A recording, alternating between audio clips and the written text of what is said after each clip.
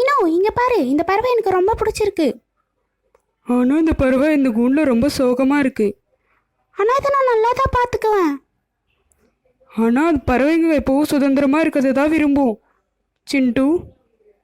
இவங்க பேசிட்டு இருக்கும்போது ஒரு கிராமத்து எலி இவங்க பக்கமாக வந்துச்சு. இதை பார்த்ததும் மீனும் இந்த கிராமத்து எலி பற்றின ஒரு கதையை சொல்ல ஆரம்பித்தான். கிராமத்து எலி ரொம்பவும் சந்தோஷமாக அதோட கிராமத்தில் வாழ்ந்துட்டு வந்துச்சு. அதுக்குன்னு ஒரு வீடும் இருந்துச்சு. அது சந்தோஷமாக எப்போவும் விளையாடிட்டே இருக்கும். அதோட வீடும் ரொம்ப எளிமையாக இருந்துச்சு. கிராம எலியும் நகர எலியும் நண்பர்கள். ஒரு நாள் நகர எலி கிராம எலியை பார்க்கறதுக்கு அதோட வீட்டுக்கு வந்துச்சு. பாபா எப்படி இருக்க?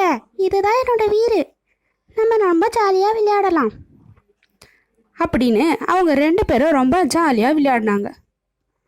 அதோட அது வீட்டில் இருக்கிற உணவையும் கிராமத்து எலி கொடுத்துச்சு. அதுக்கு நகர எலி, ஓ அப்போ தினமும் நீ இதை தான் சாப்பிட்றியா? தினம் தினம் இதையே சாப்பிட்டா எப்படி? ஆனால் என்னோட நகரத்தில் நான் ரொம்ப ரொம்ப ருசியான உணவெல்லாம் சாப்பிடுவேன் அப்படின்னு சொல்லுச்சு. அதுக்கு கிராமத்து எலியும் யோசிச்சு பார்த்துச்சு. அப்புறம் அவங்க 2 பேரும் பிரிஞ்சிட்டாங்க. நகர எலி அதோட வீட்டுக்கே போயிடுச்சு. கிராமத்து எலிக்கு நகரத்துக்கு போகணுன்னு ஆசை வந்துச்சு. அதனால தன் நண்பனை பார்க்கறதுக்கு நகரத்துக்கும் கிளம்புச்சு. நகரம் பார்த்தீங்கன்னா ரொம்பவும் தூசியாக சத்தத்துடனும் அதிக மக்கள் நடமாடக்கூடிய இடமாவும் இருந்துச்சு. இது இந்த கிராமத்து எலிக்கு அவ்வளவோ பிடிக்கல.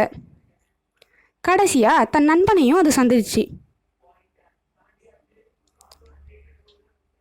அந்த நகர எலி அதோட வீட்டுக்கு கூட்டிட்டு போச்சு. அது ரொம்பவும் சின்ன இடமா தான் இருந்துச்சு. எலி ரொம்பவும் பசியாக இருக்கிறத தெரிஞ்சுக்கிட்ட நகர எலி, பா நம்ம சாப்பிடலாம் அப்படின்னு கூப்பிட்டுச்சு. அந்த வீட்டு வழியாக வந்து அவங்க டைனிங் டேபிளில் இருந்த எல்லா உணவையும் பார்த்தாங்க. சாப்பிடவும் ஆரம்பித்தாங்க. ஆனால் அதுக்குள்ளே அந்த வீட்டில் இருக்கவங்க எல்லாரும் வந்துட்டாங்க. அதனால் அந்த 2 எலியும் வேக வேகமாக இறங்கி அந்த டேபிள் கடியில் ஒளிஞ்சிக்கிட்டாங்க. இவங்க எல்லாரும் சாப்பிட்டதுக்கப்புறம் நமக்கு ஏதாச்சும் கிடைக்கும், நம்ம அப்பா சாப்பிட்டுக்கலாம்.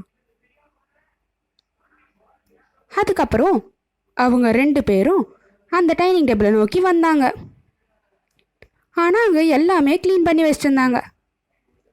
அதுக்கப்புறம் அவங்க கிச்சனை நோக்கி போனாங்க. கிச்சனில் ஏதாச்சும் கிடைக்குமான்னு பார்க்க. ஆனால் அங்கே ஒரு பெரிய பூனை வந்து, நீங்கள் 2 பேரும் எங்கே போகிறீங்க? அந்த எலிகள் 2ம் பயந்து வேகமாக அந்த நகர எலி வீட்டுக்கு போயிடுச்சுங்க. வெளியே போய் ஒரு குப்பை தொட்டியில் ஒளிஞ்சிக்கிட்டாங்க. ராத்திரி முழுக்க அவங்க பயத்தோடு அங்கேயே இருந்தாங்க.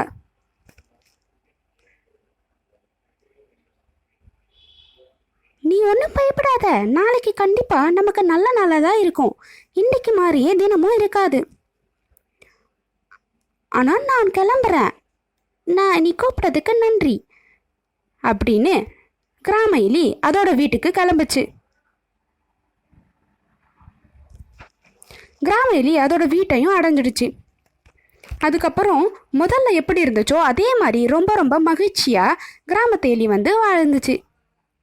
இந்த கதை மூலயமா நம்ம எப்போ சுதந்திரமாக இருந்தால் மட்டும்தான் நம்ம சந்தோஷமாக வாழ முடியும் அப்படின்றத தெரிஞ்சுக்கிட்ட சிண்டு அந்த பறவையோட கூண்டை திறந்து விட்டுச்சு. அந்த பறவையும் மகிழ்ச்சியாக சந்தோஷமாக சுதந்திரமாக பறந்துச்சு.